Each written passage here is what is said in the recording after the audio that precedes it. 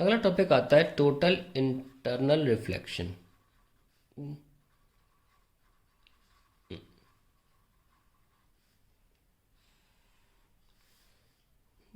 When light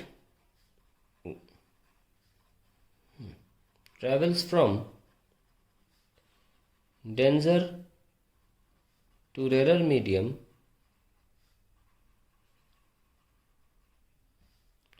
it bends away from normal. Bends away from normal. If angle of incidence in denser medium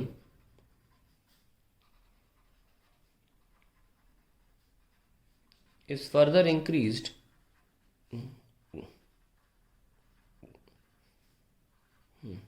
then at some specific angle of incidence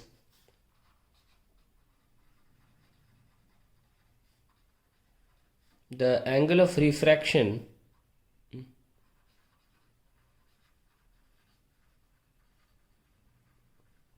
is 90 degree. This angle of incidence at which angle of refraction is 90 degree is called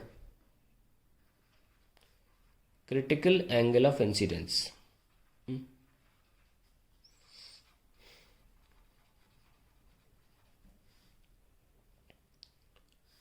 If angle of incidence is further increased, that is made more than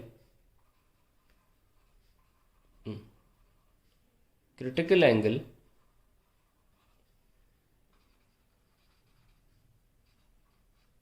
even slightly, थोड़ा सा ही बढ़ाएंगे, then no more refraction will take place. Refraction will take place. The light will reflect 100% back to same medium,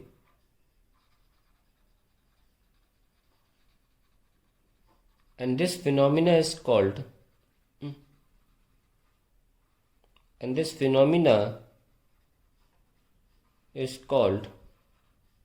total internal reflection. ये सारी कहानी है TIR की। अब कुछ कंडीशंस भी होती हैं इसकी कि ये आपका मीडियम है, हल्का मीडियम μ1, भारी मीडियम μ2। तो यहाँ से लाइट आई किसी पर्टिकुलर क्रिटिकल एंगल पर, फिर ये डायग्राम बनता है 90 डिग्री रिफ्रैक्टिंग एंगल। और अगर आपका एंगल ऑफ इंसिडेंस इससे ज़्यादा हुआ तो लाइट फिर टोटली रिफ्लेक्ट हो जाएगी 100%, 1% भी बाहर नहीं जा सकती। तो ये TIR है। इसकी कंडीशंस क्या है? कंडीशंस फॉर TIR, पहली, light must travel from denser to rarer medium, must travel from denser to rarer medium. और दूसरा, the angle of incidence must be greater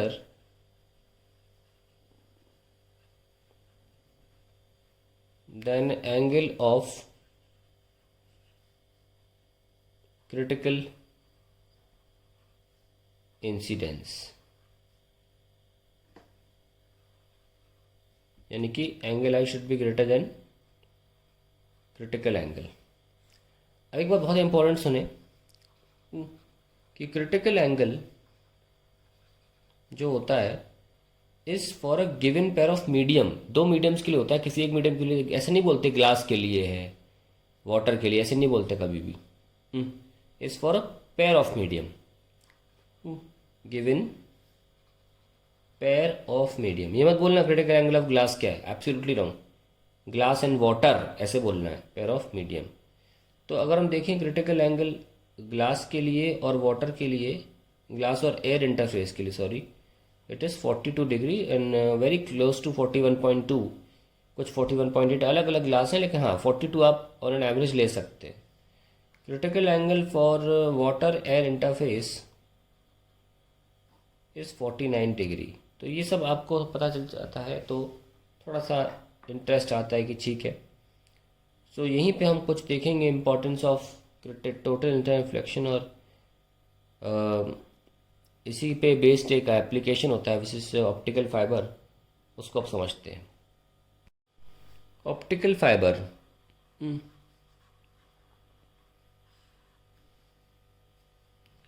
it is a thin tube of diameter micrometres में -6 metre, काफ़ी पतला होता है। Having inner core of glass और कॉर्ड्स, यानी कि अंदर को तो कोर बोलते हैं, of higher refractive index, higher refractive index, coated with a layer of material,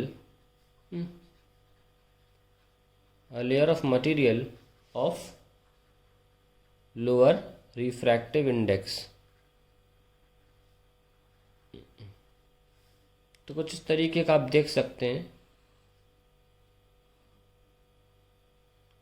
ठीक है। तो यहाँ पे कुछ लेयर लगा दी हुई है, ये आपका, इसको क्लैडिंग बोलते हैं, आउटर लेयर को क्लैडिंग बोलते हैं। Suppose μ1 is a refractive index and inner is the core, okay. ये म्यू कोर है और इसकी मान लीजिए μ2 ले लिया, तो μ2 is greater than μ1। it works on the, it is based on the principle of total internal reflection, based on principle of total internal reflection. देखिए मजाक नहीं है, बहुत बेहतरीन चीज़ है। सैकड़ों किलोमीटर दूर भी आप लाइट भेज सकते हो भाई साहब, ये सिग्नल भेज सकते हो बिना लॉस हुए, क्योंकि TIR 100% होता है, 100%। कोई भी रिफ्रैक्शन नहीं होता इसमें, ये गारंटी के साथ बता रहा हूँ मैं। तो ये बहुत ही बेहतरीन चीज़ है, ये चलता रहेगा और बाद में आपको मिल जाएगा आउटपुट। अभी तो हम ट्यूब ही ले चल रहे हैं ना, मान लीजिए यहाँ ट्यूब ख़त्म हो जाता है तो फिर ऑब्वियसली वो सिंपल सा वो टूवर्ड्स द नॉर्मल वाला चक्कर चलेगा, लेकिन यहाँ से जैसा सिग्नल भेजा था वही सिग्नल आउटपुट मिलेगा आपको, अंदर कोई लॉस नहीं होने वाला। ये बहुत ही बेहतरीन चीज़ है। This is of TIR। Now we go to the next topic.